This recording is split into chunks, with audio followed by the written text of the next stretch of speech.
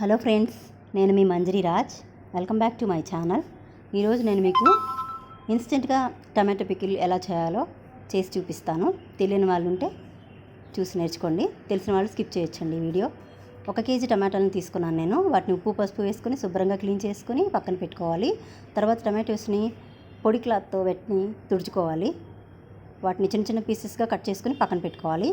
ఇప్పుడు ఒక ప్యాన్ పెట్టుకొని కట్ చేసుకున్న టమాటోస్, ఉల్లిపాయ సైజంత చింతపండు, పసుపు ఉప్పు వేసుకొని మూత పెట్టుకొని ఆ తడంతా పోయే వరకు బాగా ఉడకనివ్వాలి. అప్పుడే స్టాక్ ఉంటుందండి పచ్చడి. తర్వాత ఒక ప్యాన్ పెట్టుకొని ఒక పౌడర్ని తయారు చేసుకుంటున్నాం. ఇప్పుడు మనము 1 స్పూన్ మెంతులు, 2 స్పూన్ల ఆవాలు, 1 స్పూన్ మెంతులు, 2 స్పూన్ల ఆవాలు బాగా వేయించుకోవాలండి. దాన్ని ఫైన్ పౌడర్ లాగా చేసుకోవాలి.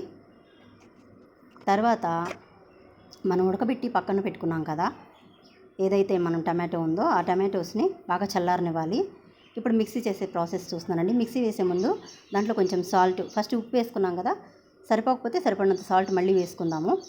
తర్వాత మెంతులు ఆవాలు పౌడర్ ఉంటుంది కదా, అది వేసుకొని ఒక బౌల్ పచ్చికారం అండి, ఎండుమిరపకాయలు బాగా ఎండబెట్టి కారం చేస్తాం కదా, మా సైడ్ గుడ్డు కారం అంటారు.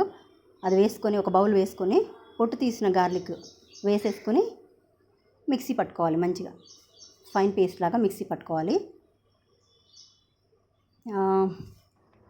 ఇంకా ఈ ప్రాసెస్ అంతా కొంచెం ఒక ½ అన్ అవర్ టైం పడుతుందండి.